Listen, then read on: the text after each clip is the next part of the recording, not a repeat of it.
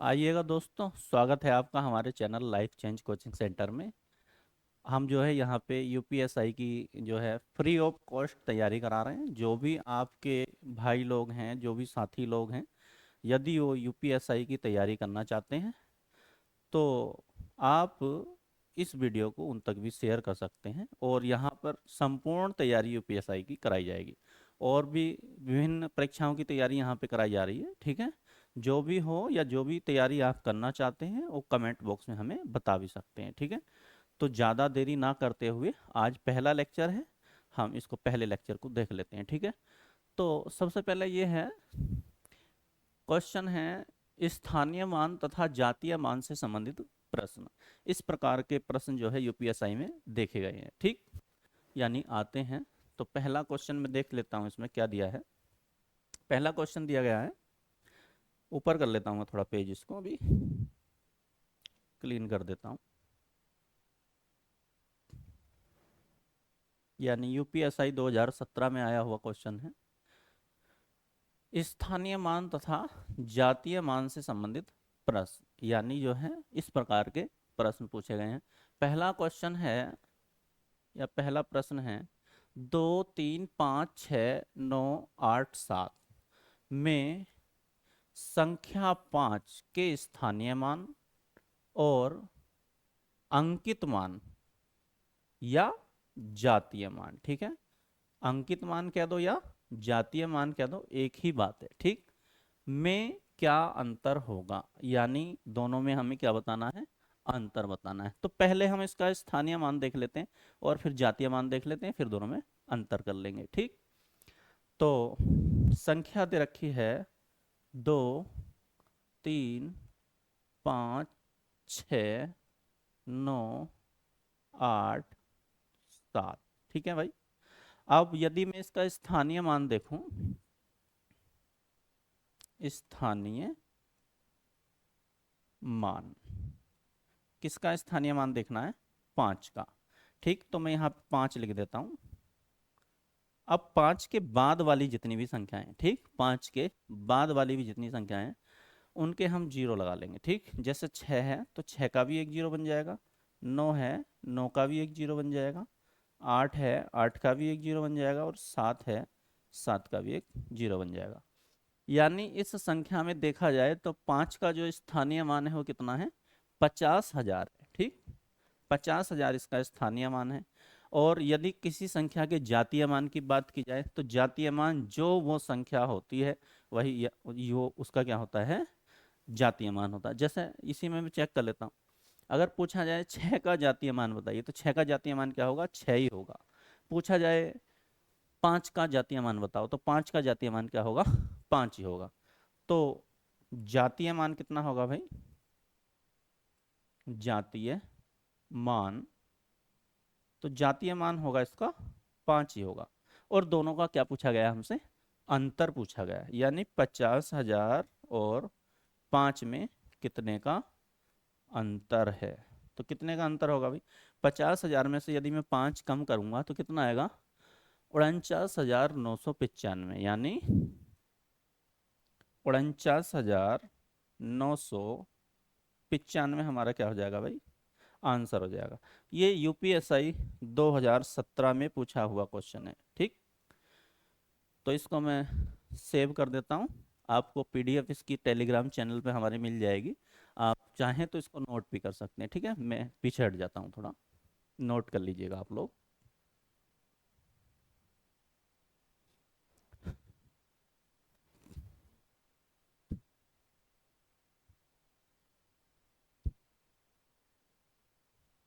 PDF में save करके सारी जो है टेलीग्राम चैनल पे आपको भेज दूंगा आप लोगों को। ठीक है, तो सेम इसको मैं अब हटा देता हूँ, यहाँ से ही मैं जो है कैंसिल कर देता हूँ।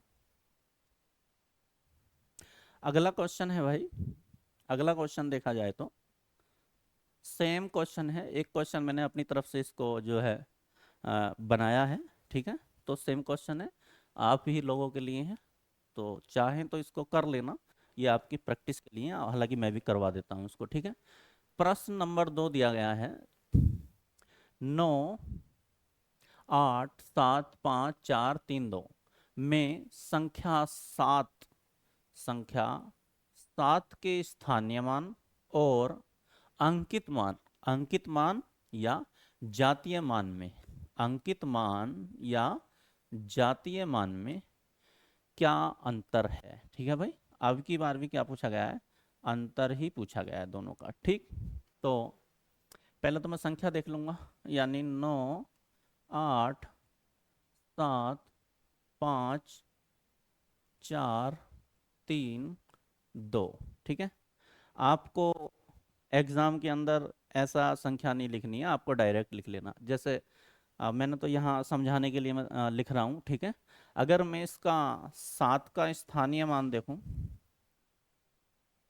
स्थानीय मान, तो भाई कितना आएगा, मैं 7 तो लूंगा ही लूंगा।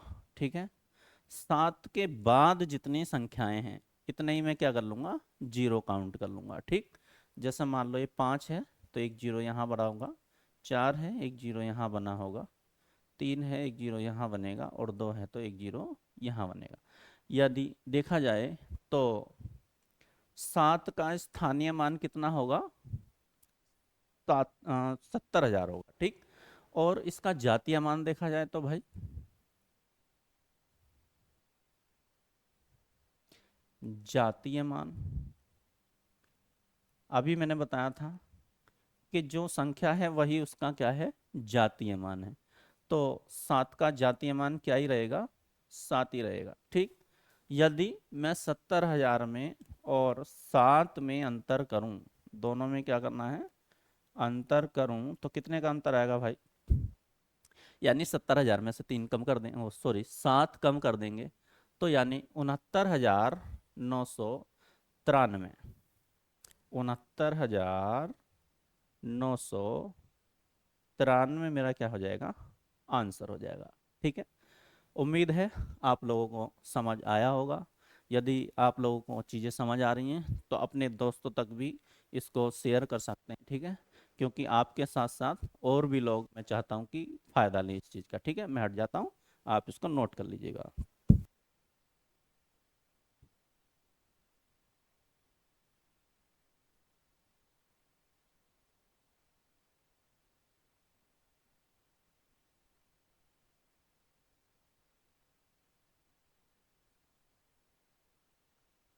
ठीक है, अगला क्वेश्चन देखते हैं।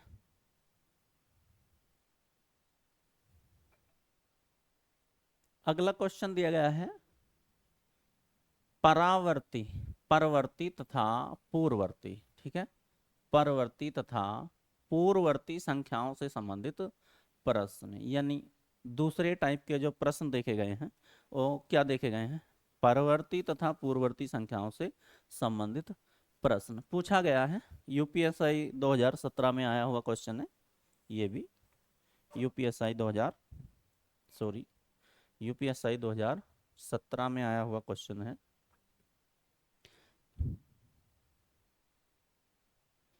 क्या है भाई, प्रश्न संख्या 3, 2000 की परवर्ती एवं पूर्ववर्ती संख्याओं का योग ज्ञात कीजिए। ठीक है, यानी 2000 की परवर्ती तथा पूर्ववर्ती। ठीक है, पूर्ववर्ती यानी पहले वाली एक बाद वाली संख्या, एक पहले वाली संख्या एक बाद वाली संख्या, यानी 2000 से एक कौन सी संख्या देख लेनी है, पहले वाली। तो पहले क्या आया होगा अभी 2000 से, यानी 1999। ठीक, और एक बाद वाली देखी जाए परवर्ती, तो कितनी आएगी भाई, 2001। ठीक है, अब इन दोनों संख्याओं का क्या पूछा गया है, योग ज्ञात कीजिए। एक बात बताइए, यदि मैं इन दोनों को जोड़ लूंगा तो 1999 2000 एक जोड़ूंगा कितना हो जाएगा, 4000। तो 4000 मेरा क्या हो जाएगा, इसका आंसर हो जाएगा, यानी विकल्प नंबर 1 मेरा क्या होगा, इसका आंसर होगा। ऐसे भी कर सकते हैं, या दूसरा तरीका और बता देता हूँ मैं। जैसे मान लीजिएगा 2000 का ही पूछा है, 2000 का ही क्या पूछा गया है, पूर्ववर्ती और परवर्ती। ठीक है, पूर्ववर्ती परवर्ती तथा पूर्ववर्ती संख्याओं का योग बताइए। तो इसी का डबल कर दो। क्या करना है, जो संख्या दे रखी है 2000 दे रखी है, इसी का डबल कर दो तो कितना आ जाएगा भाई, 4000। ठीक है, तो दोनों का योग पूछा गया, दोनों का योग क्या आएगा, 4000 आ जाएगा। ठीक है, उम्मीद करता हूँ आप लोगों की समझ आया होगा। करने के लिए इससे एक पहले वाली संख्या और इससे एक बाद वाली संख्या दोनों को जोड़ लेंगे तो कितना आ जाएगा, 4000। या जो संख्या मुझे दी हुई है भाई, कितनी दी है, 2000 दी है, 2000 का ही क्या कर लूँ मैं, डबल कर लूँ, वही मेरा क्या है, आंसर है। तो क्या आंसर होगा इसका, 4000 इस क्वेश्चन का आंसर होगा। तो आप नोट कर लीजिएगा, मैं हट जाता हूँ बोर्ड से।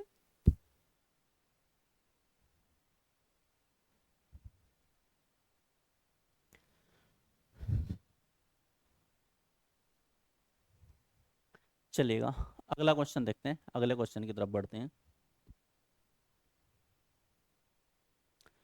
सेम क्वेश्चन अगला भी दिया गया है। ठीक, यानी 2500 की परवर्ती एवं पूर्ववर्ती संख्याओं का क्या बताना है, योग बताना। यहाँ भी क्या बताना है, योग। एक तो मुझे पता है कि कितनी संख्या दे रखी है भाई, 2500 दिया गया है। 2500 का यदि मैं डबल कर दूंगा यानी कितना आएगा, 5000। तो मेरा आंसर क्या हो जाएगा, 5000। ठीक है, अगर मैं तरीके से करना चाहूँ तो क्या करूँगा, संख्या लूंगा 2500, इससे पहले वाली संख्या, इससे पहले वाली संख्या होगी 2499, और इससे बाद वाली संख्या परवर्ती पूर्ववर्ती यानी 2501। ठीक है भाई, अब एक बात बताओ, यदि यहाँ से मैं एक, यहाँ से 2501 है, यदि यहाँ मैं 2500 ही रहने दूं, एक यहाँ से ले लूं और एक इसका उधार दे दूं, ठीक है, तो ये भी कितना हो जाएगा, 2500, और ये भी कितना हो जाएगा, 2500, और 2500 2500 कितने हो जाएंगे, 5000। ठीक है ना, तो इसीलिए मैंने क्या कर दिया, 2500 का डबल कर दिया यानी 5000। ठीक है, अगर इन दोनों को हम जोड़ लेते हैं, योग कर लेते हैं, तो कितना आ जाएगा भाई, 5000 मेरा आंसर आ जाएगा। ठीक है, उम्मीद है दोनों तरीके आपको समझ आए होंगे। ठीक है, इससे तो डायरेक्ट ही उसका डबल कर दीजिएगा तो आंसर आ जाएगा। ठीक है, नोट कर लीजिएगा इसको भी आप।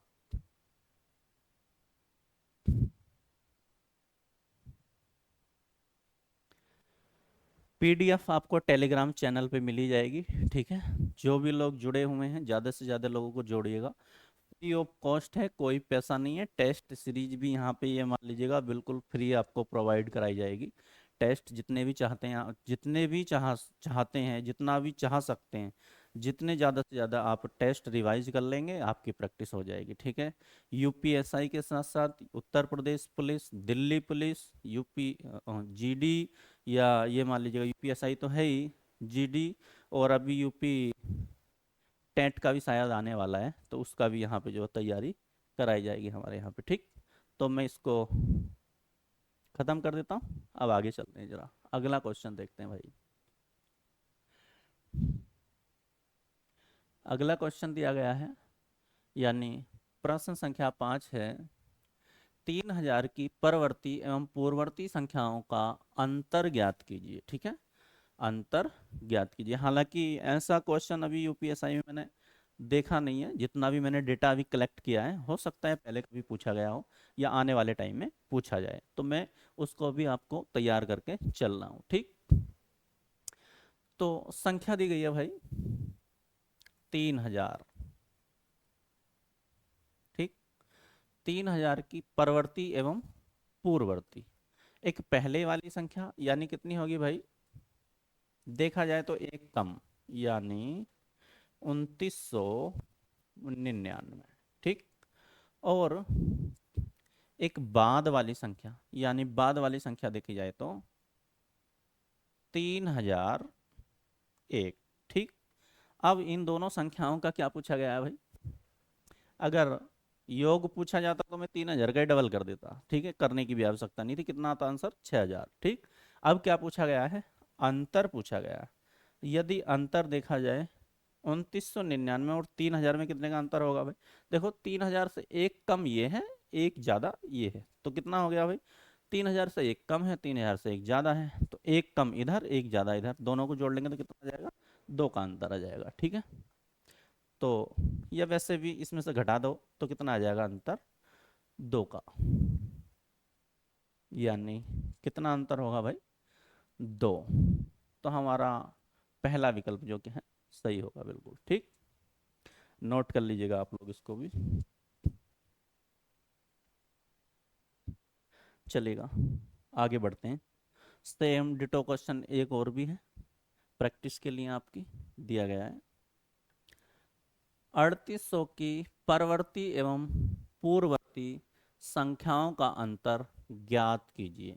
इसमें भी क्या पूछा गया भाई, अंतर ही पूछा गया है, और संख्या मुझे दी गई है 3800, यानी 3800 से एक पहली संख्या देखी जाए तो 3799, और एक बाद वाली संख्या कितना होगा, 3801। देखा जाए तो 3800 से एक कम है और 3800 से एक ज़्यादा है, एक कम और एक ज़्यादा, दोनों को जोड़ लेंगे तो कितना हो जाएगा, 2 आ जाएगा आंसर हमारा। ठीक है, इन दोनों में अंतर ही कितना आएगा, 2 का। तो कितने का अंतर होगा अभी यहाँ पे भी, 2 का अंतर होगा। ठीक, सेम क्वेश्चन है बिल्कुल पहले जैसा ही, तो इसका आंसर हमारा 2 हो जाएगा। इसको भी आप नोट कर लीजिएगा। ठीक है, फिर अगले क्वेश्चन की तरफ बढ़ते हैं।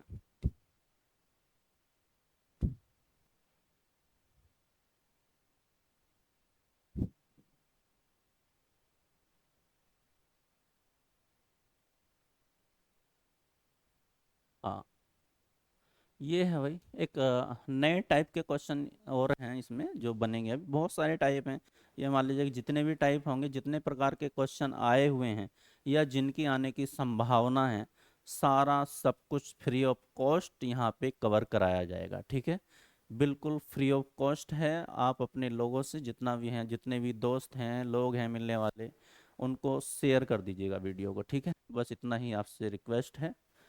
तो ये है भाई संख्याओं में भाग से संबंधित प्रश्न, यानी एक प्रकार के प्रश्न और है इसमें, संख्याओं में भाग से संबंधित प्रश्न दिया है भाई। प्रश्न संख्या 7 है, जब एक धनात्मक संख्या n को 9 से विभाजित किया जाता है, यानी धनात्मक संख्या है और संख्या क्या है, n को 9 से विभाजित किया जाता है, यानी 9 से भाग दी जाती है। ठीक है, विभाजित करने का मतलब है 9 से भाग दी जाती है, किया जाता है, तो शेषफल 2 बचता है। तो शेष कितना बचता है अभी मेरे पास, 2 बचता है। यदि 13n, कितना है भाई, यदि 13n को इसी भाजक द्वारा विभाजित किया जाए, इसी भाजक का मतलब है जिससे हम पहले भाग दे रहे थे उसी संख्या से भाग दिया गया है, यानी पहले किससे भाग दे रहे थे भाई, संख्या n को 9 से भाग दे रहे थे, इस बार भी किससे भाग देनी है, 9 से ही भाग देनी है, यानी भाजक वही रहा है, बदला नहीं है। विभाजित किया जाए तो शेषफल ज्ञात कीजिए। भाई आपने देखा होगा, अगर देखा जाए तो पहले ऐसे ही तो भाग देते थे। मान के चलो मैं यहाँ 9 से भाग दे रहा हूँ, कितने से भाग दे रहा हूँ, 9 से। कोई संख्या है n, ठीक है भाई, किसी जब एक धनात्मक संख्या n को 9 से विभाजित किया जाता है, यानी 9 से भाग देते हैं, ठीक है, तो शेषफल 2 बचता है, यानी शेष आपने देखा होगा यहीं पे बचता था भाई, और यहाँ पे शेष कितना बचा हुआ है, 2 बचा हुआ है। मैंने मान लिया कि एक बार भाग गई होगी, कितने बार भाग गई होगी, एक बार भाग गई होगी, तो मैं यहाँ पे एक लिख लेता हूँ। ठीक है, बात समझ में आ रही है नहीं, यानी एक बार भाग गई होगी। एक बात बताओ, 9 में एक बार भाग गई होगी तो 9 ही का ना कितना आएगा, 9, और इसमें ये मैं जोड़ा हूँगा, यानी इधर क्या कराऊंगा, प्लस, यहाँ क्या की होगी, गुणा। बात समझ में आ रही है भाई, 9 की 1 से गुणा किया तो कितना आया, 9, और जो शेष था वो मैंने जोड़ दिया तो कितना आया, 9 और 2 11, यानी यहाँ पे संख्या क्या होगी भाई, इस n की जगह संख्या होगी 11। अब देख लीजिएगा, प्रैक्टिकल करके दिखाते हैं बिल्कुल। 9 है, जो n है उसकी जगह मैंने क्या मान लिया, 11, और मैं इससे एक बार भाग देता हूँ तो 9 का ना 9, यानी शेष कितना बचता है, 2 शेष बचता है। ठीक, यानी 9 का ना 9, और मैंने इसमें प्लस कर लिया कितना, 2 जो शेष बचा था, तो n का मान मेरा कितना आया, 11 आएगा। ठीक है, अब क्या पूछा गया है, यदि 13n, भाई एक बात बताइए, मेरे पास है n का मान जो है, n बराबर आया 11, और यहाँ दे रखा है मुझे, संख्या दे रखी है 13n। ठीक है, तो n की जगह मैं कितना रख सकता हूँ, यानी 13 गुणा n की जगह तो मैं 11 रख सकता हूँ ना। ठीक है भाई, 13 और 11 की गुणा कर लेंगे। ठीक, और उसको क्या कर देंगे, 9 से भाग दे देंगे। ठीक, अभी और शॉर्ट तरीका भी बताएंगे इसका, टेंशन ना लो। ठीक है, तुरंत देखते ही हो जाएगा, करने की आवश्यकता ही नहीं, लेकिन पहले सीख लो। ठीक, अब 13 11 की गुणा करूंगा तो 1 4 3 इतना आ जाएगा, और मैं इससे किससे भाग दे दूं भाई, 9 से भाग दे दूं। ठीक है, 9 का ना 9, यानी यहाँ से बचा 5, उतार लिया 3, 53 हो गया होगा। ठीक है, इधर लिख देता हूँ मैं, अगर मैं 53 को 9 से भाग दे देता हूँ अभी, तो कितना बचेगा, 9 छंग 54, यानी एक और होता तो पूरा पूरा डिवाइड हो जाता है ना, पूरा पूरा क्या हो जाता, डिवाइड हो जाता। 9 छंग 54, यानी कि कितना बचा होगा शेष, 8 बचा होगा। ठीक है, शेष कितना बचा होगा, 8 बचा होगा। बात समझ में आई भाई, एक बार और समझा देंगे अगर समझ में नहीं आया तो।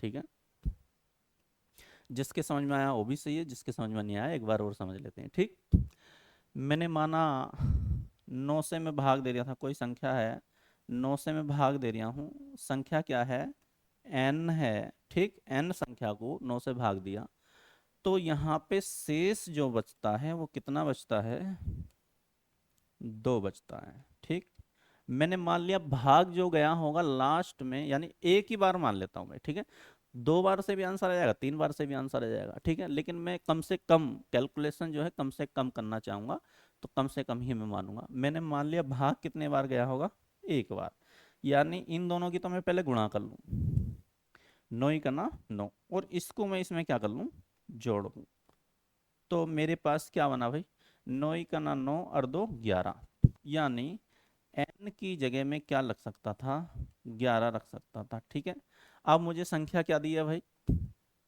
अब संख्या मुझे दे दी 13n। ठीक है, अब 13 तो पहले से है, और इस n की जगह में क्या रख सकता हूँ भाई, 13 तो ये है, इन दोनों के बीच में गुणा चल रही होगी। ठीक, अब यहाँ गुणा, n की जगह 11 रख सकता हूँ, तो 13 की अगर 11 से गुणा करेंगे तो 1 4 3 ये आएगा होगा। ठीक है, अगर आप 11 से गुणा करना जानते हैं तो बहुत अच्छी बात है, वरना मैं थोड़ा सा और बता देता हूँ। देखो, किसी भी संख्या की यदि 11 से गुणा करते हैं, तो देखो 3 का 3 है, 1 का 1 है, इन दोनों को जोड़ के बीच में लेगा 3 और 1 4, यानी मैंने भी ऐसे ही लिखा है सीधे सीधे 143। 143 को यदि उसी संख्या से भाग दें, किससे भाग दें, 9 से ही भाग दें, तो 9 का ना 9, यहाँ से बचे होंगे 5, उतार लिया मैंने 3, अब देखा जाए तो 9 छंग 54, यदि अभी बचा है 53, अगर एक और इसमें ऐड कर दूं तो पूरा पूरा भाग चला जाता।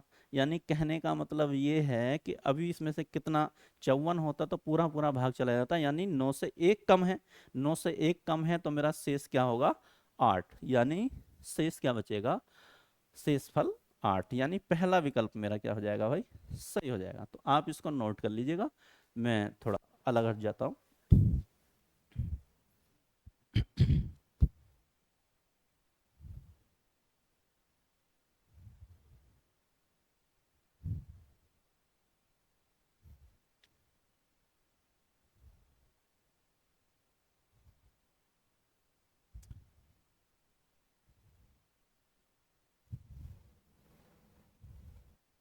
अगला क्वेश्चन देखते हैं भाई दोस्तों। अगला क्वेश्चन दिया हुआ है, यूपीएसआई देखो 2021 में पूछा गया क्वेश्चन है ये। अगला क्वेश्चन देखते हैं भाई। अगला क्वेश्चन है, जब एक धनात्मक संख्या n को 6 से विभाजित किया जाता है, तो शेषफल, एक धनात्मक संख्या n को 6 से विभाजित किया जाता है, तो शेषफल एक बचता है। ये क्वेश्चन मैंने आप लोगों के लिए बनाया है, ठीक। एक बचता है। यदि 8n को इसी भाजक द्वारा विभाजित किया जाए तो शेषफल क्या होगा? तो शेषफल क्या होगा? ठीक है। तो उम्मीद है आप लोग इसको कर लेंगे, वरना तो मैं भी करा देता हूं आपको। देखो, एक धनात्मक संख्या n है, कोई संख्या है n, उसको मैं भाग दे रहा हूं 6 से, और शेष कितना बचता है? शेष बचता है एक, ठीक है। एक शेष बचता है। एक बात बताओ, यहीं तो शेष बचेगा। शेष जो बचा होगा आपका, यहाँ पे बचा होगा, ठीक। मैंने माना भाग जो आपकी गई होगी एक बार गई होगी, ठीक। यानी कम से कम मैं कैलकुलेशन करना चाहूंगा, तो इन दोनों की तो मैं पहले कर लूंगा गुणा, ठीक। यानी 6 का ना 6, और इसको इसमें क्या कर लूंगा? प्लस कर लूंगा। 6 का ना 6 और एक 7, यानी n का मान मेरे पास कितना आया? 7 आया, ठीक। अब क्या बोला है? 8n, ठीक है भाई।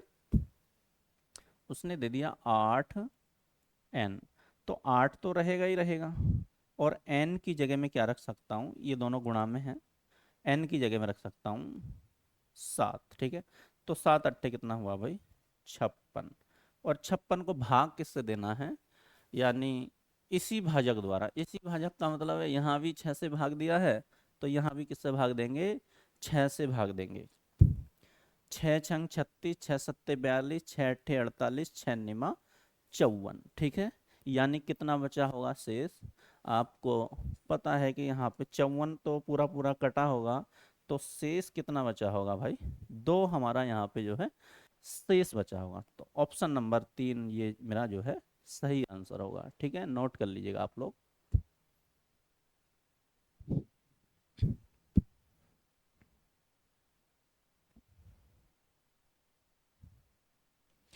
पीडीएफ इसकी आपको मिल जाएगी, घबराने वाली कोई बात नहीं है, ठीक है। कभी भी प्रैक्टिस कर सकते हैं इसकी आप। अगला क्वेश्चन देखते हैं भाई।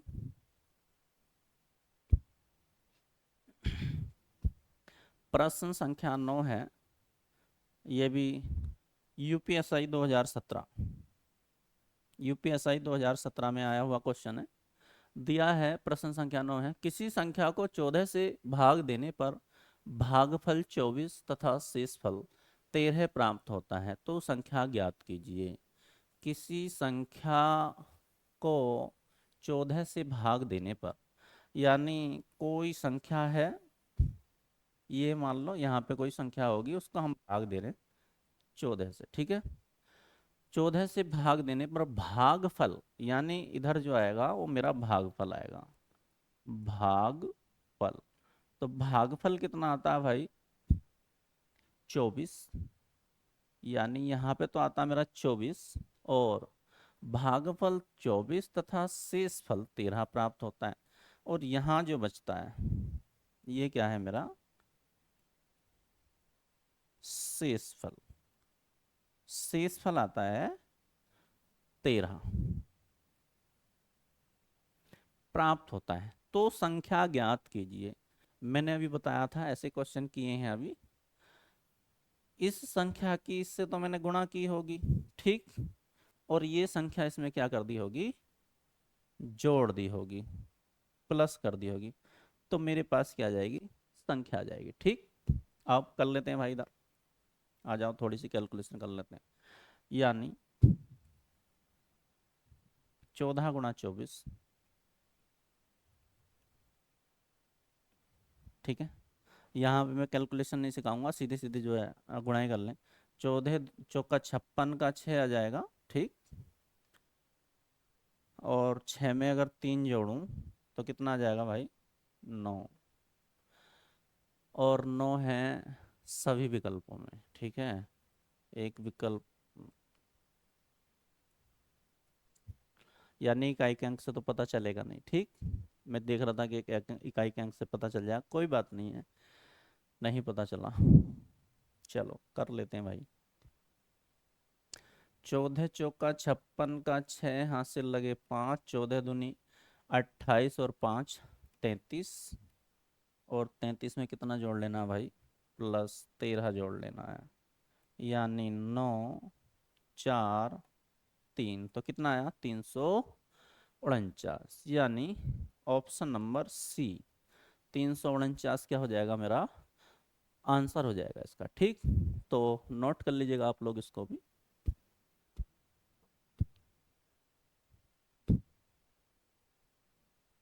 चलिएगा, देखते हैं अगला क्वेश्चन, अगले प्रश्न की तरफ बढ़ते हैं भाई।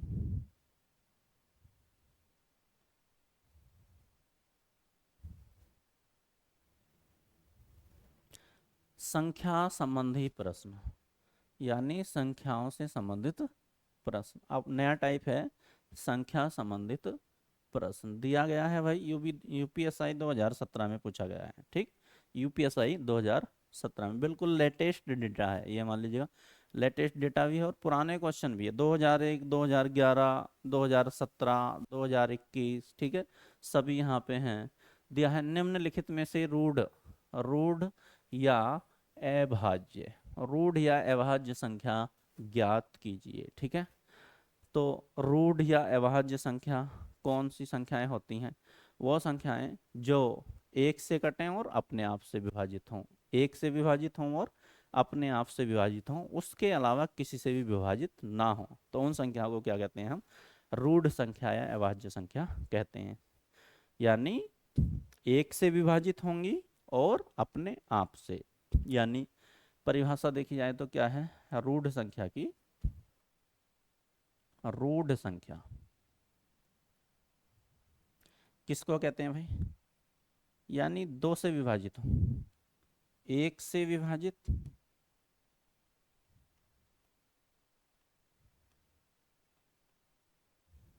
एक से विभाजित होंगी और स्वयं स्वयं से विभाजित होंगी, स्वयं से विभाजित होंगी, इसके अलावा किसी से विभाजित नहीं होंगी। ठीक है, एक से विभाजित होंगी और अपने आप से यानी स्वयं से विभाजित होंगी, इसके अलावा किसी भी संख्या से विभाजित नहीं होंगी। ऐसी संख्याओं को हम क्या कहते हैं? रूढ़ संख्याएं कहते हैं। ठीक है, अब इसके लिए इस क्वेश्चन के करने के लिए विभाज्यता के नियम आपको याद होना बहुत जरूरी है। ठीक, यदि आपके विभाज्यता के नियम, मैं उम्मीद करता हूं कि सभी लोगों के याद होंगे। ठीक है, यदि किसी के याद नहीं है तो घबराने वाली कोई बात नहीं है, चैनल पे बहुत सारी वीडियो पड़ी हुई हैं। ठीक, और आप संख्या पद्धति में जाएंगे, सबसे पहला या दूसरा लेक्चर जो है विभाज्यता के नियम का ही दिया हुआ है, चाहें तो आप वहां से भी इसको कलेक्ट कर सकते हैं। ठीक है, यहाँ इतना नहीं बताएंगे, मतलब पूरा डिटेल में जाएंगे तो काफ़ी जो है टाइम यहाँ पे ख़राब हो जाएगा। मैं अपना टाइम या आपका भी टाइम यहाँ पे ख़राब नहीं करना चाहता हूँ बिल्कुल भी। ठीक, तो मैंने जितना काम चलना है इतना मैंने बता ही दिया है कि वे संख्याएं जो एक से विभाजित हों और स्वयं से विभाजित हों, उसके अलावा किसी से भी विभाजित ना हो, तो वो क्या होती हैं? रूढ़ संख्याएं होती हैं। ठीक, तो देखिएगा भाई 300 संख्या है, 300 देखी जाए तो 3 से भी विभाजित होती है, 100 से भी विभाजित होती है, 5 से भी विभाजित होती है, 10 से भी विभाजित होती है। और हमारी परिभाषा क्या है? एक से विभाजित हो और स्वयं से विभाजित हो, तो ये संख्या तो होगी नहीं भाई। दूसरा विकल्प देखते हैं, 120 संख्या है, 120 देखा जाए तो 120 से तो विभाजित होगा ही होगा, यानी स्वयं से भी, एक से भी विभाजित होगा भाई। ठीक है, उसके बाद देखा जाए तो ये 10 से भी विभाजित होती है, 5 से भी विभाजित होती है, यानी ये क्या है परिभाषा यहाँ पे गलत हो जाती है, तो ये संख्या भी क्या होगी भाई? गलत है, यानी ये संख्या भी रूढ़ संख्या नहीं है। अब इसको भी देख लेता हूँ भाई, यानी एक से तो विभाजित होगी 250, स्वयं से विभाजित होगी यानी 250 से भी विभाजित होगी, उसके बाद देखा जाए तो 5 से भी विभाजित होती है और 10 से भी विभाजित होती है। तो हमारा एक ही ऑप्शन बचा हुआ है, यानी कौन सा ऑप्शन बचा हुआ है? 331, यानी 331 हमारा क्या होगा? इसका सही आंसर होगा। ठीक है, यानी रूढ़ संख्या क्या होगी या अभाज्य संख्या क्या होगी? 331। तो उम्मीद करता हूँ आपको ये जो है अच्छे से समझ आए होंगे। नोट कर लीजिएगा इसको भी भाई। आज मैंने इसमें 10 ही क्वेश्चन लिए हैं, ठीक, 10 ही क्वेश्चन लिए गए इस लेक्चर में, क्योंकि ज़्यादा बड़ा ना हो, आप लोगों को थोड़ा इंटरेस्ट आए। और इसको जो है शेयर कर दीजिएगा, ठीक है, जो भी बच्चे तैयारी कर रहे हैं या अभी जो भी भाई लोग हैं आपके, जो भी जानने वाले हैं पहचानने वाले हैं, इस वीडियो को ज़्यादा से ज़्यादा शेयर कर दीजिएगा। बस यही आप लोगों से उम्मीद है।